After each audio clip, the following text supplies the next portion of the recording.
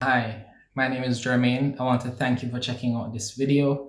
If you haven't done so yet, please check out my other videos. I've been creating 30 videos in 30 days. This is day 23. So I thank you very much for checking this video out. Leave me a comment below and let me know what you think about this particular video. What I'll be talking about today is the unrealistic expectations that everyone has of a small business. And I'm going to use the first company that I ran as an example. It was called Max PC Sales and Service. I ran it between 2000 to 2013. So let's say about 13 years. One of the first unrealistic expectations when I think about it, and it was something that I never knew how to handle, and that is, as a small business, I would have the same products and services as a big business. At its peak, my company had 6 to 7 employees. We were doing, moderate sales per month. And what I found is that when customers came to us, they expected us to offer the same. And it didn't come out as that. What it came out as, oh, do you have this? Oh, well, so and so has this and you don't. And that brought me to a scramble. I bought a lot of, inventory, stocked out my store, put in, shelves and all of these things that I thought I needed to have in place to have the appearance of a well-established and successful business. To me, that was an unrealistic expectation that I took on, and that brought me into a lot of trouble and heartache because that inventory was hard to move, tied up my capital, and it presented a great challenge when I had products that would stay for months or years without being sold. Some were very expensive.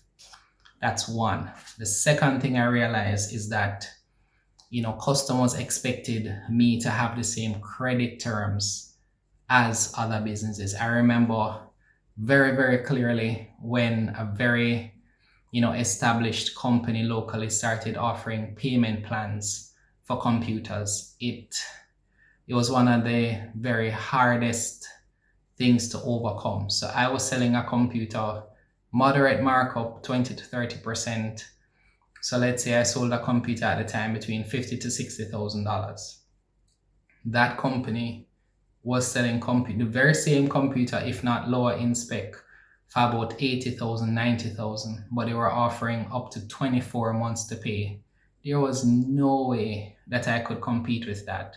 What I did is started to offer credit to my customers for up to 6 months, sometimes a year, and that was devastating because after only 2 or 3 years, we ended up having maybe 50 to 60 customers in default with payments. I remember specifically one customer came in, took 3 machines on credit.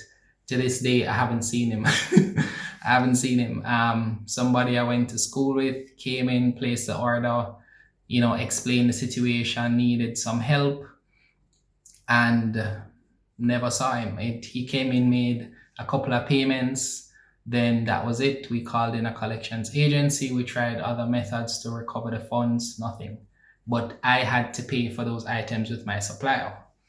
So that was another unrealistic expectation. The third and final one is that customers expected us to match the prices of the bigger companies. That one was, I think every small business has that experience, has that challenge. You persons know you're running a small company. They know you're maybe a single person or a small company, yet they demand, better service, more reliability and accessibility for the same, if not less. And I think that's very challenging to overcome as a small business. It puts you in a position because usually your costs are higher as a small business because you don't have the same scale or leverage of resources that a large company would have. So when you have to match the same price, now in some situations you can probably provide the same service at a lower cost, but it depends. So for service-based businesses, maybe. For product-based businesses, not so much, because if you have to stock inventory or you have to put in other infrastructure, you have marketing costs. That means your service typically is meant to be at a premium, because small businesses are meant to serve a niche. But sometimes they find themselves trying to compete with big businesses, and I think that's an honest mistake of some small businesses. But the point is, there's an unrealistic expectation of a small company being able to match or beat the price of a big company, and I think that's a very challenging thing. In some cases unfair, other cases maybe not. But I just thought, I tried very hard. I gave massive discounts to customers, and they were expecting after sales support at no cost, evenings, weekends, and of course I did it because it was important to me to serve my customers and do a good job, because as a small business you rely heavily on referrals. So I was just always trying to keep up. So sometimes at the end of a transaction, I was at a loss, even if I started with a healthy margin, with the extra time, with the commitment in terms of resources.